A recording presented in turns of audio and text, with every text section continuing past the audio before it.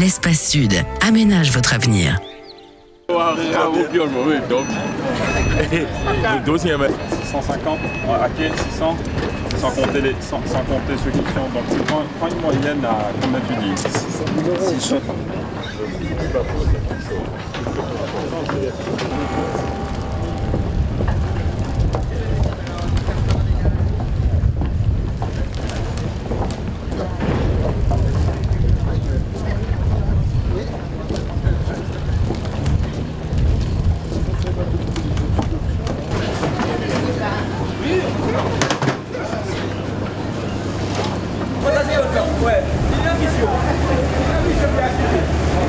Alors, je voudrais, au nom de la municipalité, de monsieur le maire absent du territoire, vous souhaiter la bienvenue au marin.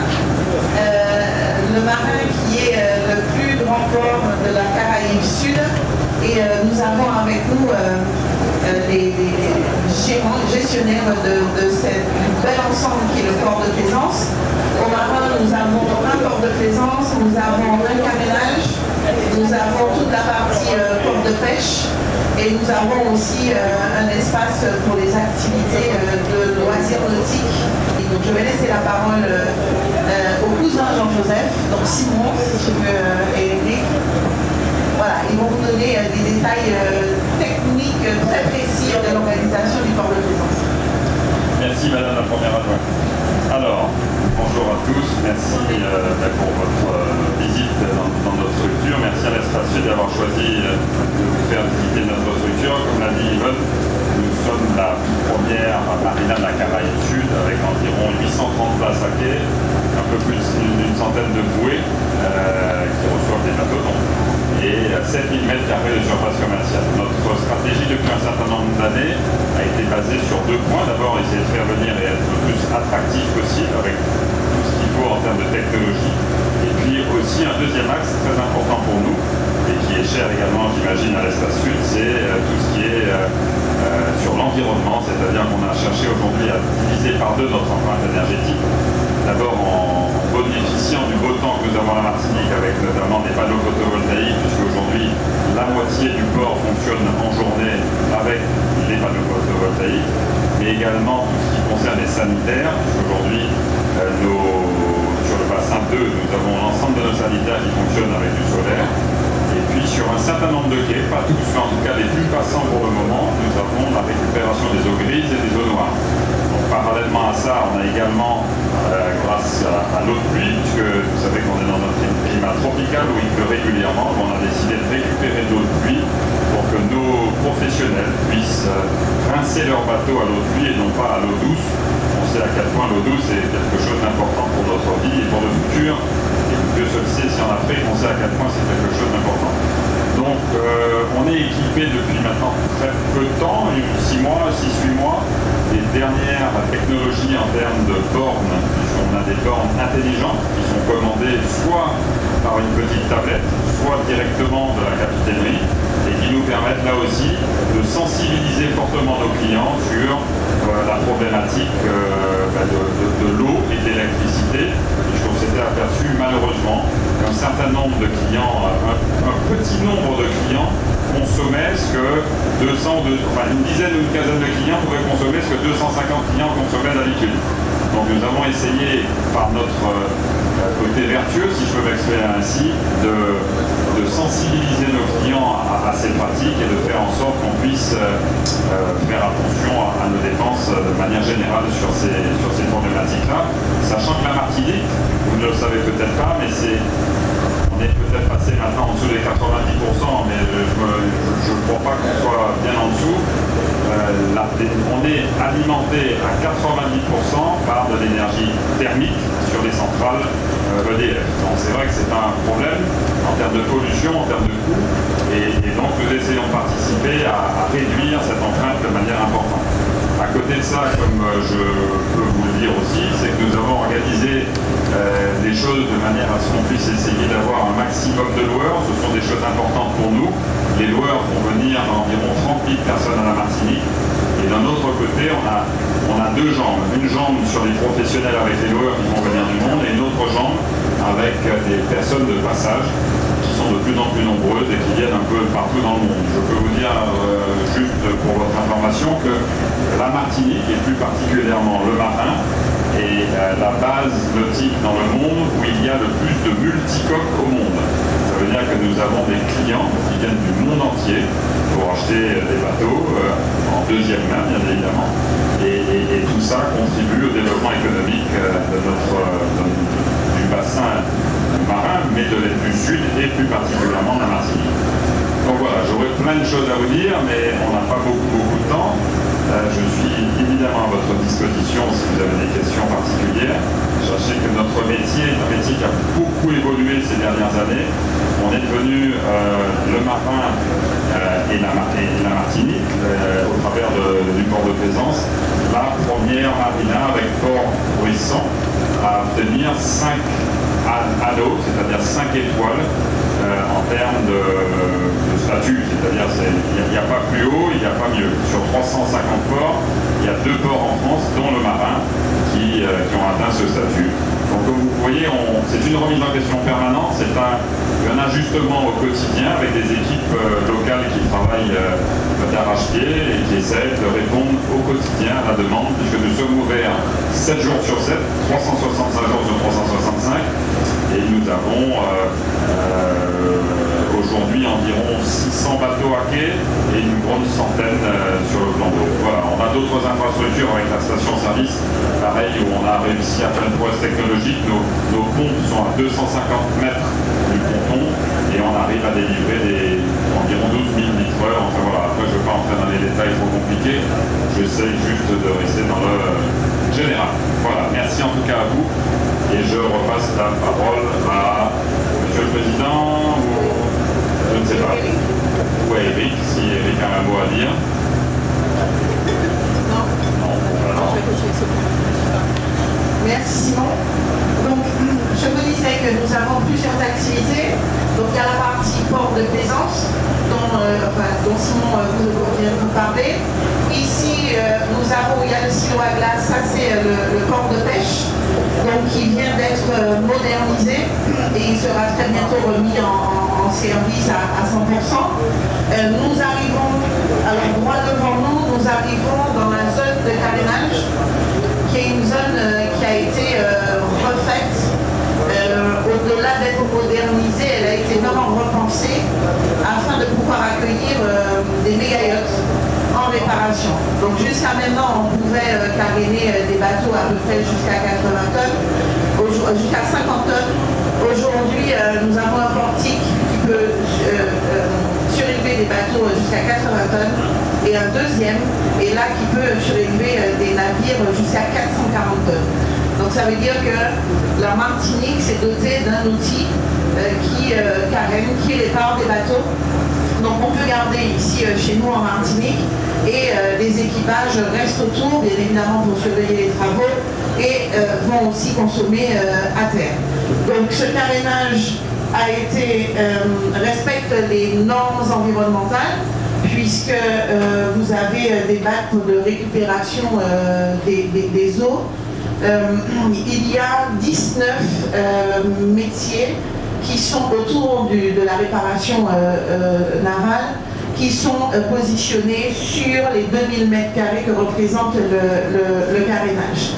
Il y a d'autres entreprises qui interviennent régulièrement, donc selon la demande des clients, qui va venir, elles viennent travailler donc, sur le site.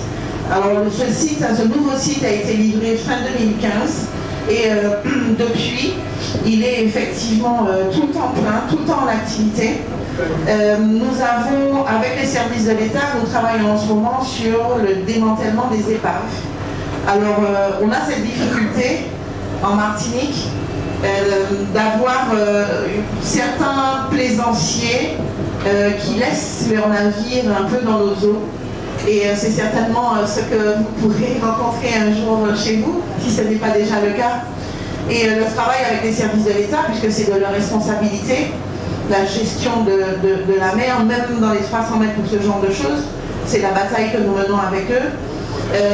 Donc il y a ce démantèlement des bateaux, donc on est dans une opération, une première opération d'expérimentation sur justement l'enlèvement de ces épaves et après tout le circuit qu'il y a de démantèlement, de dépollution, etc. Donc c'est un gros travail qui est fait.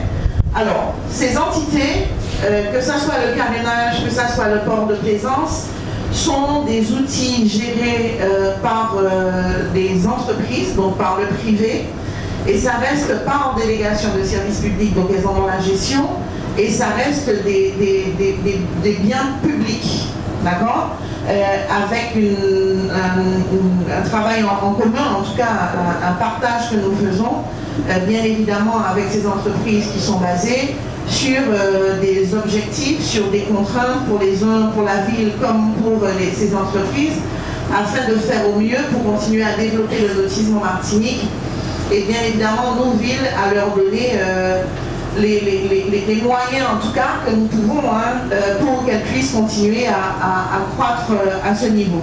Alors les moyens ils sont quelquefois un peu compliqués parce que quand ces entreprises ont à faire des travaux, bien évidemment, il y a l'État, l'État français, avec la législation française, où on doit composer avec eux. Donc c'est quelquefois très long de mettre en place des infrastructures. Et on doit tout faire en même temps. Quand on pense aujourd'hui, le port de plaisance, c'est 25 hectares en gestion, en délégation, et nous avons obtenu, il y a peut-être 3 ans de ça, 95 hectares supplémentaires afin d'organiser tout le mouillage qu'on a forain. Donc c'est un mouillage où aujourd'hui on n'a pas encore la possibilité d'aller réclamer les redevances aux plaisanciers ni récupérer les taxes de séjour. Et là, dans l'organisation que nous faisons avec une zone de mouillage organisée supplémentaire, nous pourrons aller très bientôt récupérer les redevances. D'accord ? Nous avons aussi des activités de loisirs nautiques sur le marin. Le but de la municipalité, c'est bien de garder cet esprit voile moderne et voile traditionnel. Donc sur la petite plage du bourg, nous avons là des activités, l'école de voile, et où il y a des activités d'optimistes, de kayak, etc. Et nous avons aussi notre yole traditionnel avec de l'initiation. Alors président, je ne sais pas si vous avez fait de la yole la prochaine fois, vous ferez de l'initiation. Tu n'avais pas le courage, président, c'est ça? Voilà. Donc nous avons, vous savez très bientôt, nous avons à la fin de la semaine, là, la semaine prochaine, nous avons le tour des Yoles Rondes de la Martinique. C'est vraiment une activité que nous voulons de plus en plus connue à l'international. Et notre petit travail au niveau de la ville des Marins, c'est d'accompagner les associations qui sont sur le territoire afin qu'elles puissent tout au long de l'année présenter l'activité aux touristes et aux enfants des écoles que nous avons sur de l'initiation ou des cours réguliers. Donc voici un petit peu le plan d'eau du marin. Nous avons en haute saison, de novembre à mars à peu près, nous avons une plateforme qui s'appelle le Dockwise et qui arrive avec des bateaux qui viennent donc sur la barge, qui arrivent dans la baie du Marin afin d'être livrés en règle générale aux équipages ou aux propriétaires. Donc ils traversent l'Atlantique pour arriver jusqu'ici. Voilà. Donc beaucoup d'activités. Nous essayons de travailler la cohésion de tout cela dans le respect de l'environnement, puisque organisé comme fait l'Espace Sud, quand l'Espace Sud parle aussi de zones de mouillage organisées dans d'autres sites de la Martinique, sur d'autres villes. Le but c'est bien d'organiser mais aussi de préserver. Donc nous travaillons beaucoup à ça. Et Simon n'a pas dit, mais le port de plaisance, le travail qu'ils ont fait depuis de très très nombreuses années, leur donne ce pavillon bleu qu'ils ont depuis 14 ans, chaque année, ils ont le pavillon bleu. Donc le pavillon bleu, c'est la reconnaissance, en tout cas, non seulement de la préservation de l'environnement, mais justement d'une juste organisation de l'activité. On a eu aussi notre label, le trophée d'escale. Là aussi, c'est pareil, c'est sur l'organisation. Le trophée d'escale, le port, la ville parce qu'il a été reconnu que quand vous arrivez au port de plaisance du Marin, vous pouvez déambuler dans la ville et avoir une série de services, au-delà des services du port qui sont des services de qualité. Vous avez aussi autour dans la ville, sans faire de grandes distances, de quoi vous nourrir, de quoi vous guérir, de quoi vous amuser, etc. Et le port travaille donc à ce que le port de plaisance du Marin ait aussi ce label port propre. Hein, donc voilà. Une grande organisation nautique donc, que nous mettons justement à disposition de tous nos visiteurs. Bien évidemment, le souhait du Marin est que d'autres villes de Martinique soient aussi équipées et que nous ayons autour de la Martinique en tout cas des points soit de port à sec, soit effectivement de navigation, et que nous soyons vraiment structurés en une île à destination purement nautique à 100%, on va dire à 90%. Voilà, merci de votre attention.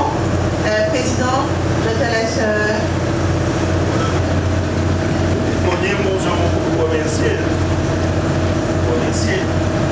la municipalité du Marin, la personne sa première adjointe, M. Simon Jean-Joseph. Vous le connaissez, vous avez déjà entendu souvent parler de lui. C'était un grand coureur automobile. Alors, ce fut un grand coureur automobile.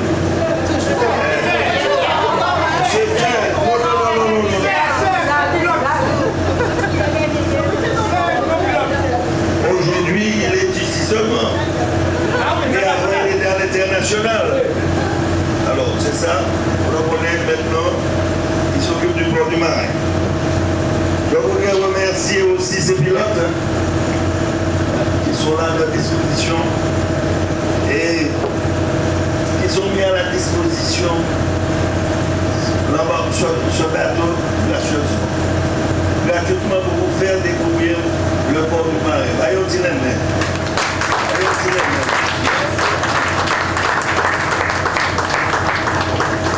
En tout cas, chers frères de Bénin, c'est juste un petit aperçu.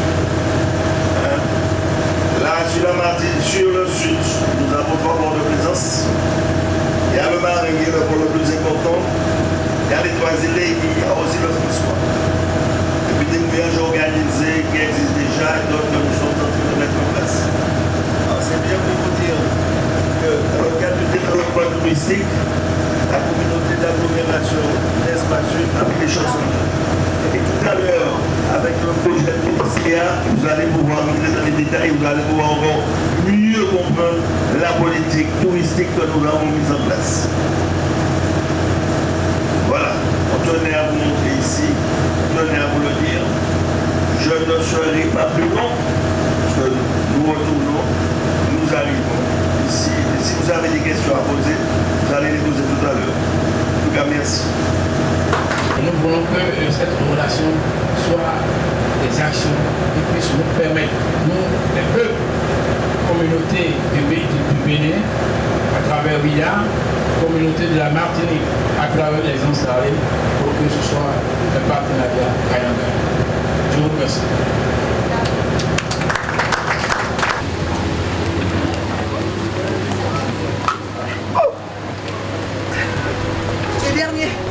Les derniers millénaires. Bonsoir à tous. Donc, je suis Mélissa Bezambo, chargée de mission attractivité du territoire à la communauté d'agglomération de l'espace sud et notamment en charge du projet Odyssée que je vais vous présenter. Donc, vous avez fait une visite du port du Marin, donc c'était une bonne introduction puisque la stratégie Odyssea part d'une volonté de la ville du Marin de s'inscrire dans ce modèle qui est un modèle européen, donc développé par un groupement européen de coopération, qui a pour objectif de faire le lien entre le littoral et l'arrière-pays. Donc en fait, au départ, c'était une démarche de la Fédération française des ports de plaisance, qui s'est dit qu'il y a des ports qui sont des équipements riches, qui sont vraiment un vecteur de développement économique pour les territoires, mais souvent qui vivent en vase clos. Il n'y a pas de lien en fait avec le reste du territoire.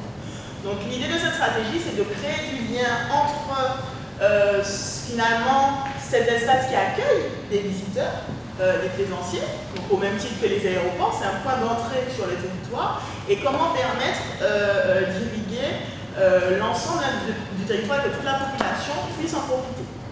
Donc comme je disais au départ, c'est parti de la ville du Marin, et donc l'espace sud était dès le départ aux côtés de la municipalité, et puis rapidement la ville s'est rendue compte que c'était, comme je disais, un projet à l'échelle d'un territoire et pas d'une ville. Et donc, en 2015, les élus de l'Espace Sud ont décidé de porter cette stratégie. Donc, de la mettre en place sur les 12 communes de l'Espace Sud. Donc, quel est ce modèle? Donc, le modèle Odyssea se construit autour de 6 pôles territoriaux. Le premier, qu'on appelle donc, tout ce qui est aménagement exemplaire. Parce que je vous ai parlé des ports de plaisance. Donc, il s'agit d'améliorer l'existant, de développer de nouveaux équipements. On vous a parlé tout à l'heure des projets de l'Espace Sud, d'avoir de nouvelles zones de mouillage, donc de pouvoir améliorer la capacité du territoire à accueillir des plaisanciers et à développer les activités nautiques. Le deuxième pôle, c'est ce qu'on appelle la mise en tourisme de la destination, puisque c'est vrai qu'en termes d'activités nautiques, il y a la plaisance, mais il y a tous les loisirs nautiques qu'il y a autour. Donc on ne peut pas prétendre être une destination nautique uniquement avec de la plaisance. Il faut pouvoir développer toutes les activités nautiques qu'il y a autour. Donc, vous voyez qu'au niveau de la marina, il n'y a pas que des bateaux, on peut faire du kayak, on peut utiliser, je ne sais pas si vous avez vu les petits bateaux, là, les véhicules de meubles, donc on peut faire aussi des activités de loisirs sur cet espace. Donc le troisième pôle, c'est un travail sur la montée en gamme de la destination et l'amélioration de la qualité. Donc la qualité de l'accueil. Sur ce pôle, l'objectif c'est de se dire que quand le plaisancier arrive à la capitainerie, c'est son point d'entrée sur le territoire. Donc il faut qu'il soit capable déjà de trouver de l'information touristique dans cette capitainerie, et ce n'est pas forcément le cas partout aujourd'hui. Donc c'est ce qu'on appelle les comptoirs culturels en fait nautiques. Donc que la capitainerie fasse déjà la promotion de l'offre touristique, des spécificités culturelles, des restaurants, des sites naturels, culturels qu'il y a. Donc le quatrième pôle, c'est tout ce qui est écotourisme, mobilité douce. Puisque je vous disais tout à l'heure qu'il s'agit de partir du port pour aller irriguer l'ensemble du territoire. Et pour ça, c'est des moyens de mobilité. Et le parti pris, on parlait tout à l'heure de protection de l'environnement, le parti pris, c'est de pouvoir développer la mobilité douce, donc des moyens de mobilité écologique, des véhicules électriques, les chantiers de randonnée, pouvoir utiliser des vélos électriques, la marche, le cheval, en fait tous les moyens de mobilité douce qui s'offrent à nous et aussi qui permettent de développer une offre touristique variée et de développer de nouveaux moyens de découvrir les territoires. Le cinquième pôle, c'est tout ce qui est itinérance culturelle. Donc je vais le développer tout à l'heure, mais il s'agit donc de créer ce qu'on appelle des routes bleues. Donc quand on parle d'itinérance, d'aller développer le territoire, donc on imagine qu'on part du port du Marin et sur une thématique identifiée, on va pouvoir, sur le territoire, avoir les différents prestataires, les différents sites naturels qui rentrent dans cette thématique et permettre à un visiteur, qu'il soit local ou qui vienne de l'extérieur, de pouvoir visiter sur cette thématique le territoire. Donc on peut prendre par exemple, on se dit, bon, ben, on va faire une route qui valorise le café. Donc on va identifier peut-être un restaurateur ou quelqu'un qui fait déguster des cafés spéciaux, une plantation de café sur le territoire, peut-être un site patrimonial où il y avait historiquement cette culture, voilà, et pouvoir créer une offre structurée. J'ai chaud.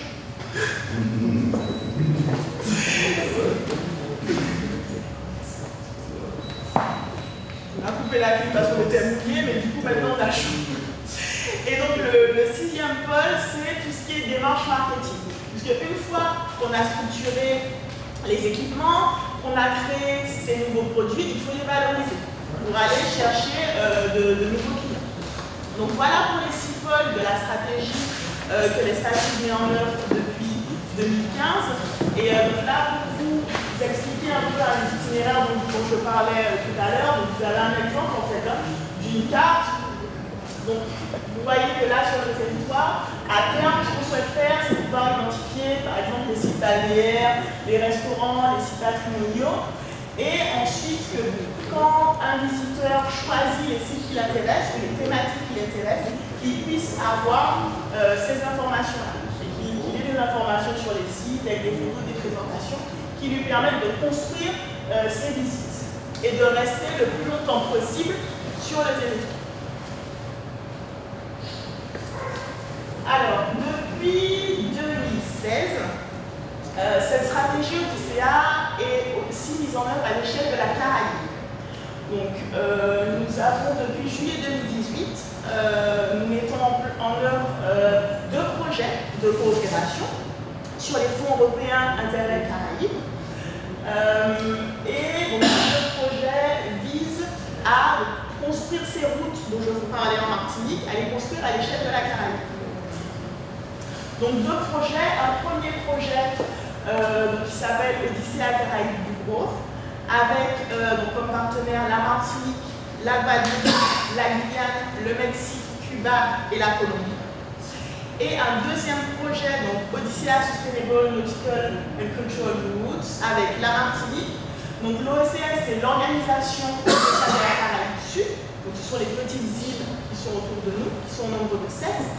Et Saint-Lucie qui fait partie de cette organisation internationale, mais qui est un partenaire à part entière parce que Saint-Lucie, c'est l'île qui est juste à côté de nous, donc qui a des relations traditionnelles déjà avec l'espace sud et avec la marina très forte.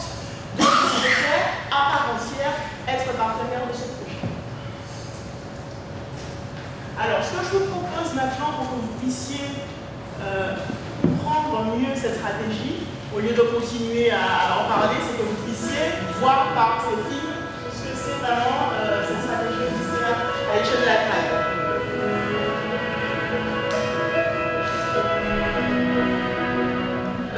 Je vais vous amener à faire un petit voyage à l'Odyssea. C'est d'abord comment on pourrait faire découvrir à des populations, à des voyageurs, tout l'intérêt, l'attractivité de vivre au bord de l'eau, au bord de la mer, en inventant notre vie avec des activités, des hébergements, des villes portuaires, des routes historiques qui travaillent ensemble à construire un avenir commun autour du patrimoine maritime, autour de la culture maritime. La communauté d'agglomération de l'espace sud Martinique et sa Port, le Marin, se sont engagés avec leurs partenaires dans le modèle Odyssea pour asseoir durablement l'économie bleue et verte sur leur territoire. Comment faire en sorte que les plaisanciers qui viennent chez nous aillent au-delà du littoral explorer tout ce que nous avons à offrir?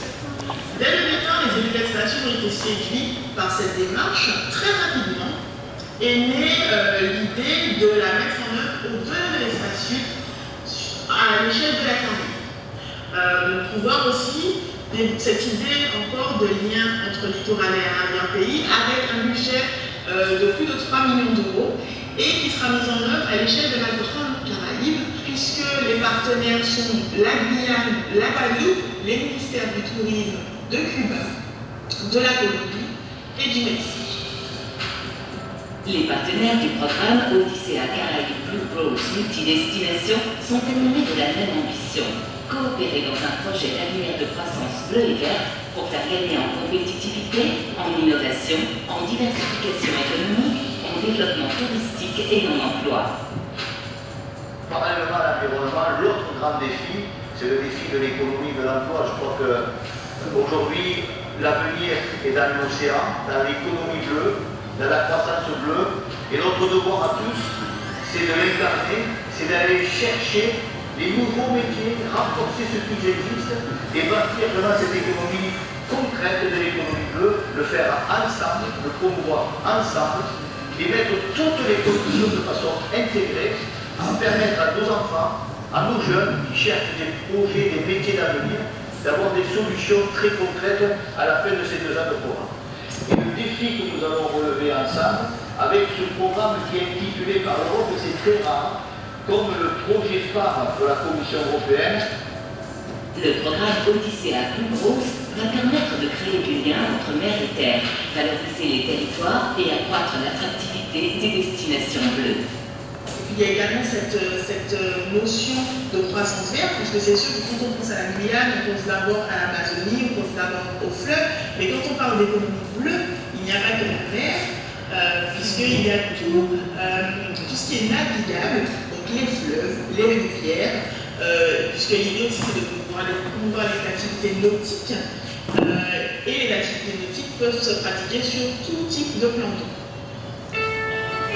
Construire ensemble un nouveau tourisme bleu dans toute la Caraïbe, c'est le défi majeur qu'entendent relever les acteurs et promoteurs du programme Odyssea Caraïbes Blue Grosse multidestination maintenant. Oui, ce grand itinéraire historique, nous allons le construire, nous allons le tracer, nous allons l'inventer avec nos amis de Cuba, avec nos amis du Mexique, avec nos amis de Colombie, nos amis de la Guyane, bien sûr, de la Guadeloupe, la Martinique, qui porte aussi cette histoire et cette fierté d'un patrimoine maritime commun. Et c'est ensemble que nous allons poser les premières pierres d'un itinéraire culturel qui va durer pour nos enfants et l'avenir, puisqu'on sait tous que le climat, que notre vie dépend de cet océan, donc il faut le protéger. Et ça aussi, c'est un défi commun.